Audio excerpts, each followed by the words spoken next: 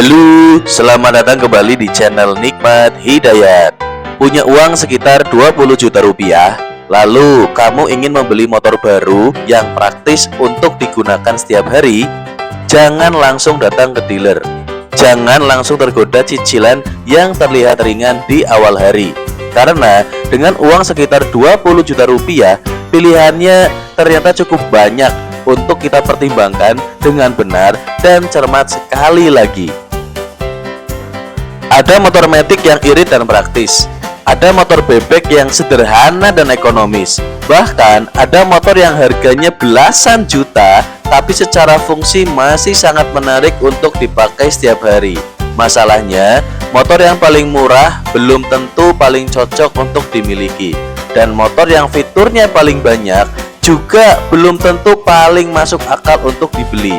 Karena ketika membeli motor, yang kita bayar bukan hanya harga di brosur hari ini, tetapi kita juga akan membayar bahan bakar, servis, suku cadang, pajak, dan biaya kepemilikan selama motor itu menemani kita setiap hari. Jadi pertanyaannya bukan motor mana yang paling murah, tapi dengan uang 20 juta bahkan kurang, motor mana yang paling banyak memberikan manfaat untuk kebutuhan kita sehari-hari. Nah, di video Nikmat Hidayat kali ini kita akan membahas 7 motor baru yang layak dipertimbangkan di kisaran harga 20 juta rupiah ke bawah. Dan di akhir video, Ane akan menentukan satu motor yang menurut Ane paling masuk akal untuk dibeli. Jadi simak sampai akhir, karena pilihan terakhir mungkin bukan motor yang pertama kali muncul di pikiran kamu. TVS XL 100. Kita mulai dari pilihan yang mungkin paling tidak biasa, namanya TVS XL 100. Motor ini bukan motor yang dibeli karena ingin terlihat mewah, bukan juga motor yang mengantar fitur berlimpah dan gaya yang megah.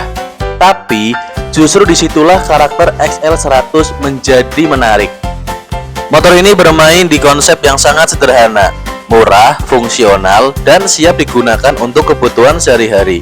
Harga XL 100 tercatat sekitar 14,72 juta OTR Jakarta, sehingga secara nominal dia berada jauh di bawah batas 20 juta. Dan menurut Ane, motor seperti ini harus dilihat dari sudut pandang yang berbeda.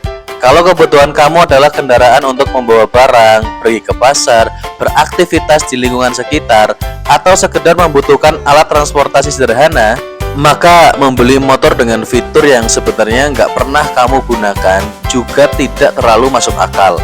Tapi tentu ada komprominya. XL 100 bukan pilihan utama untuk orang yang menginginkan tampilan modern, performa tinggi, atau pengalaman berkendara seperti skutik modern. Jadi motor ini bukan untuk semua orang, tapi bagi orang yang membutuhkan kendaraan kerja dengan konsep sederhana. XL 100 justru bisa menjadi pilihan yang sangat rasional dan bersahaja. Kalau XL 100 terlalu segmented, maka pilihan berikutnya lebih dekat dengan kebutuhan pengguna motor matic, namanya TVS Dash. Harga TVS Dash berada sekitar 15 juta OTR Jakarta. Dan ini menarik, karena dengan harga sekitar 15 juta, kita sudah mendapatkan sebuah skutik 110 cc untuk kebutuhan mobilitas sehari-hari. Pada bagian pengereman depan sudah menggunakan cakram, sementara bagian belakang masih menggunakan tromol. Ban yang digunakan juga tubeless. Tapi Anda ingin memberikan satu catatan penting. Jangan membeli Dash hanya karena harganya yang murah. Yang perlu dipertimbangkan adalah ekosistemnya, jaringan dealer, ketersediaan bengkel, suku cadang, dan kemudian resale value harus ikut dipikirkan. Sekarang kita masuk ke nama yang sudah sangat dikenal masyarakat Indonesia, yaitu Honda Revo. Kalau kamu tidak membutuhkan motor matic, Revo adalah salah satu motor yang menarik untuk dilihat. Motor bebek punya satu keunggulan yang sering terlupakan, yaitu sederhana. Transmisinya manual, bentuknya relatif ringan, dan konsepnya memang ditujukan untuk mobilitas harian. Harga Revo Fit pada daftar harga yang tersedia berada di kisaran 17-18 jutaan. Dan menurut Ane, Revo lebih cocok dilihat sebagai alat transportasi daripada sekedar produk gaya hidup. Namun ada satu hal yang harus kamu terima. Di era ketika masyarakat semakin menyukai motor matic, motor bebek memang kalah praktis dalam urusan stop and go. Jadi Revo bukan pilihan terbaik untuk semua orang. Tapi untuk orang yang memang membutuhkan motor sederhana yang fungsional, Revo masih memiliki alasan kuat untuk dipertahankan. Menurut kamu gimana guys?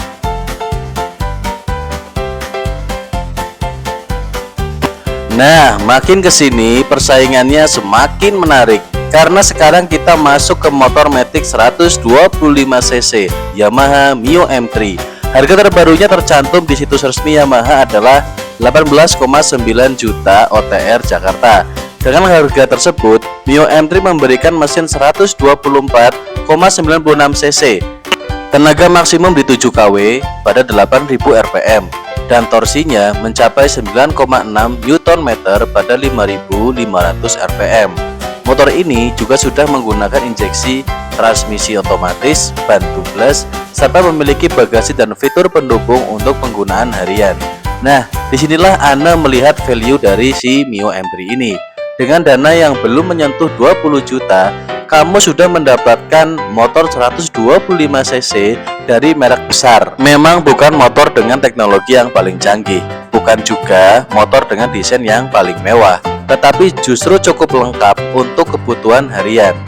Kalau kebutuhanmu hanya berangkat kerja, sekolah, belanja, antar keluarga, dan sesekali perjalanan keluar kota, Mio M3 sudah berada di zona yang sangat rasional.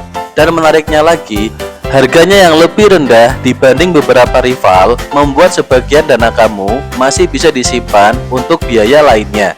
Karena motor yang bagus bukan hanya motor yang bisa dibeli dengan mudah, tetapi motor yang setelah dibeli tidak membuat dompet kita langsung menipis.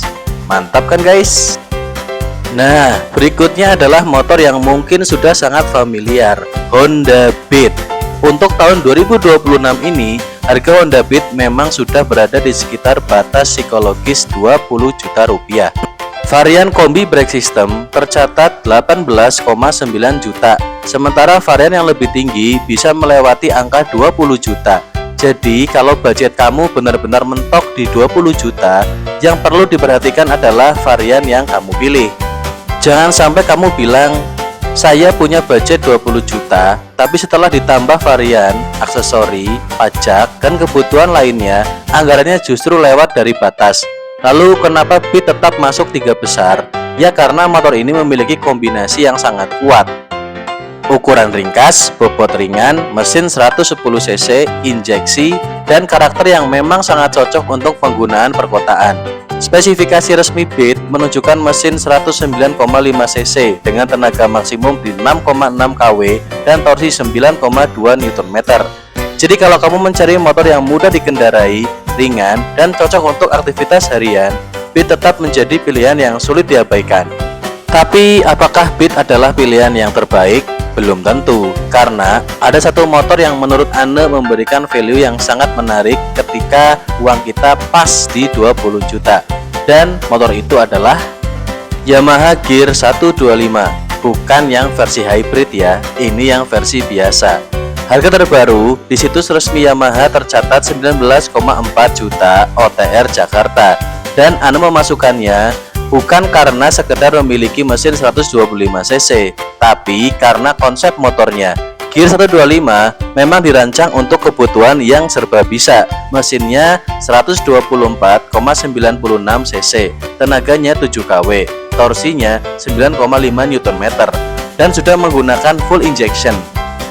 Dan yang membuatnya tambah menarik adalah ada double hook, bagasinya 10,1 liter, electric power socket, pijakan kaki anak, stop dan start system, serta ban tubeless dengan tapak yang cukup lebar. Artinya begini guys, kalau Beat unggul karena ringkas dan ringan, Gear 125 menawarkan pendekatan yang sedikit berbeda. Dia ingin menjadi motor yang lebih serbaguna, bawa barang, aktivitas keluarga, kebutuhan harian. Gear 125 punya argumentasi yang kuat. Dan menurut Anda, ini contoh bahwa ketika membeli motor, jangan hanya melihat kapasitas mesin, tapi lihat juga bagaimana motor tersebut menjawab kebutuhan kamu. Oke, sekarang kita sampai ke pertanyaan utama. Kalau Anda punya uang sekitar 20 juta, motor mana yang akan Anda pilih? Jawabannya Yamaha Mio M3 125. Kenapa bukan Beat? Karena untuk batas dana sekitar 20 juta, Mio M3 menawarkan mesin 125cc dengan harga resmi 18,9 juta OTR Jakarta. Dan kenapa bukan Yamaha Gear 125? Karena Gear 125 memang lebih unggul dalam urusan utilitas dan fitur, tetapi harganya sudah sampai 19,4 juta rupiah. Selisihnya memang tidak terlalu besar, tetapi Mio masih menyisakan ruang anggaran yang lebih lega. Dan kenapa bukan motor yang paling murah seperti TVS Dash? Karena dalam keputusan pembelian, harga awal bukan satu-satunya faktor. Kita harus lihat juga jaringan layanan, kemudahan mendapatkan suku cadang, kebutuhan penggunaan, dan nilai jual kembali. Jadi kalau Anda mencari satu motor yang paling seimbang untuk pembeli umum, Mio M3 adalah pilihan Anda. Tapi kalau kebutuhan kamu berbeda, jawabannya juga bisa berubah. Kalau ingin motor paling ringan dan praktis di kota, Beat sangat masuk akal untuk dipilih. Kalau membutuhkan motor yang lebih serba bisa, Gear 125 lebih menarik untuk dipilih. Dan kalau ingin motor bebek yang sederhana, Revo masih layak untuk dilirik. Kalau prioritas utama adalah harga serendah mungkin, TVS Dash bisa menjadi pilihan yang menarik. Dan kalau kebutuhan kamu adalah kendaraan kerja yang benar-benar sederhana, XL100 justru punya alasan sendiri untuk dipilih.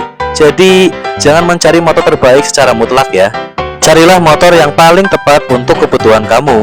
Dan memang, motor terbaik adalah motor yang ketika dibeli tidak membuat keuangan berantakan, tidak membuat kebutuhan sehari-hari terbengkalai, dan tetap bisa memberikan manfaat dalam perjalanan. Kalau menurut kamu ada motor lain di bawah atau sekitar 20 juta yang seharusnya masuk daftar ini, tulis di kolom komentar ya. Jangan lupa tekan tombol like, subscribe, dan nyalakan loncengnya agar nggak ketinggalan pembahasan otomotif berikutnya. Karena di sini kita nggak sekedar membahas motor yang kelihatan keren, tapi membahas motor yang benar-benar masuk akal untuk dibeli dan digunakan. Sampai jumpa di video berikutnya. Tetap gas, tapi jangan lupa direm.